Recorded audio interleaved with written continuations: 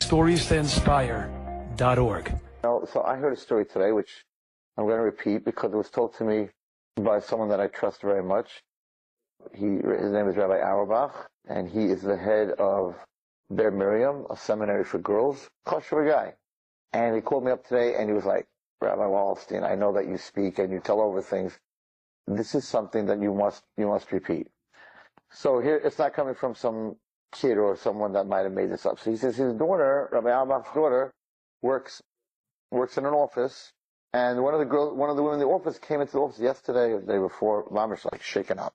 And they said, well, you look like something. What happened? So she said, my brother is in the Gulani brigade, and he's in right now in Gaza, and his unit's job is to go into the tunnels and get these guys out. I mean, that's like the hardest job that there is. So the girl says that her brother, there was a unit of 25, these Golani guys, Golani brigade, and they had to go into this house that had a tunnel in the house, and that's where the opening to the tunnel was. And so it's interesting, the Israeli army, the officers go first. They don't send the guys in first, they go first. Yeah, that's how it is. I think, if I remember correctly, David HaMelech and his armies, he went first. Usually talks about it. In the other armies, the generals are in the back, and they send the soldiers. And then David HaMelech, he was in the front, and all the big people were in front. Anyway, so this unit goes into this house. And so there's 25 guys, so like 6 guys go in with the lieutenant, or whatever he was, colonel, go in, and the other guys surround the house to make sure that the house is protected while they go into the tunnel. So the radio guy, like 15 minutes after they go in, he tries to reach his commanding officer, and there's no answer. And they're figuring, the worst thing you do is get captured by these guys. So they're talking outside. What do we do? Should we go? Do we go in? Do we stay out? He's not answering. We have to go in there and save. This is what she says. This is what her brother told her. So that her brother and the rest of the chevra, they leave like 4 or 5 guys outside, and they go inside. They figure they're going to have a firefight. They're going to have to save their commanding officer. They walk in, and standing at the entrance of this hole this cave, is a rabbi with a long beard, a long frock, like a black, he even explains what it looks like a Hamburg, one of those Rosh Hashiva hats, standing there. I guess the sergeant, whatever, he says, what are you doing in Gaza? Like, what are you doing in this house? What are you doing in this house? And this is what he says. And Rabbi Auerbach doesn't tell stories. These are kosher people. He says, so this man who looked like this tzaddik, listen, said to them, you must get out of the house now, or else in Ivrit be'Ivrit. If you don't get out of the house now, there will be many widows, almanot, and many widows and orphans. You have to leave now. So the sergeant says, we cannot leave now. We have to go into the tunnel to find out where our boys are, where they are. And he said, no, you're not going into the tunnel. You have to leave the house now. And this soldier says, you don't understand. It's our commanding officer. We're not leaving without him. And this man's blocking the doorway to this rabbi's blocking the doorway to this tunnel. And he says, I'm really sorry, Rabbi, but I got to get you out of the way. And he puts his hands to pull the rabbi out of the way, and his hands go right through him. There's nothing there. And all the guys are standing there, and they're like, right, you can't believe such a thing. All the guys are standing there, and they're like, what are we watching over here? Who is this? What is this? What? I just told the story. He called me today to tell me the story. So, wait, not finished. So, these guys are like in total shock. The commanding officer now is coming out of the tunnel. I guess for some reason the radios didn't work that deep, whatever it was. He's coming out of the tunnel, and this guy is still standing there. And the commander says, he's a commander. He says, why is there a rabbi in here? What's going on over here? And he tries to push him out of the way, and he just walks right through him.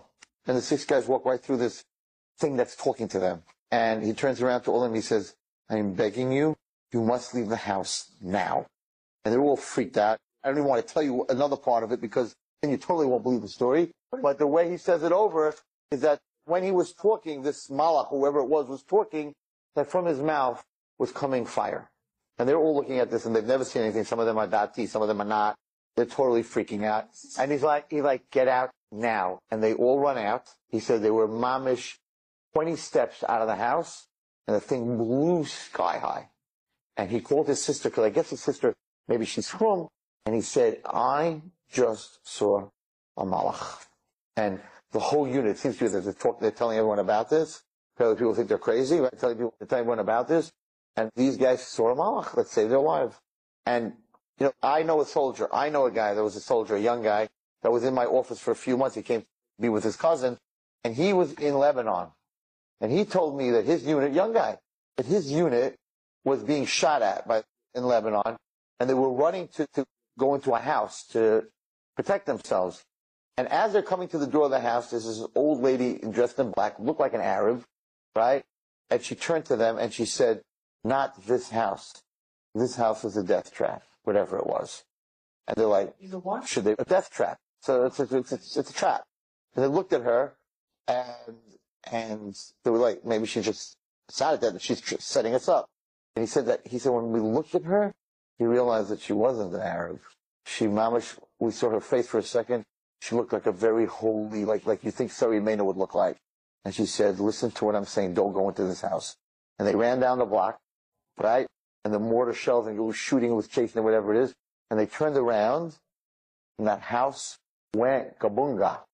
They blew it up. It was a trap. And the woman was not there. They said they turned around, she was not there.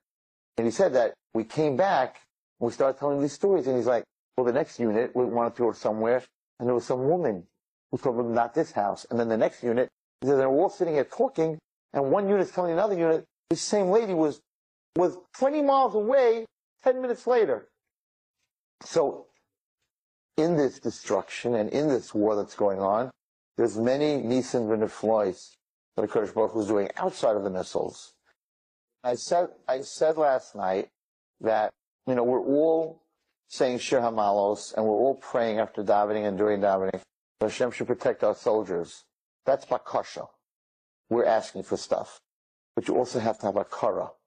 You have to have akara satov. So outside of that, we have to thank Chayil Hashem Kitov that there are 2,500 missiles Hashem made land in fields, not blow up, ended up falling back in Gaza. And it's mamish like the miracle when the Mitzrayim were shooting spears at us. It's the same, it's the same miracle. We have to go past the Iron Dome. We have to see it and say that Arabs don't know what they're doing. They know how to shoot. There were places where they shot the American embassies and they killed 100 in Saudi Arabia. They know how to blow people up. They know how to kill people. So we have to, outside of, and that's why when I heard yesterday that more missiles landed in Israel than ever, that the Iron Dome did not take down, I felt that maybe we're just not giving across the tov. We're asking, save us, this, that, and the other thing. We're not appreciating the miracles that HaKadosh Baruch Hu is doing for us. So I think in everybody's tefillah, when you say modim or whatever, that we have to thank Hashem and say, we know who's really like the head of Hamas. We know who's playing with the missiles. It ain't Hamas. It's HaKadosh Baruch Hu. We have to have a lot of HaKadosh Baruch Hu.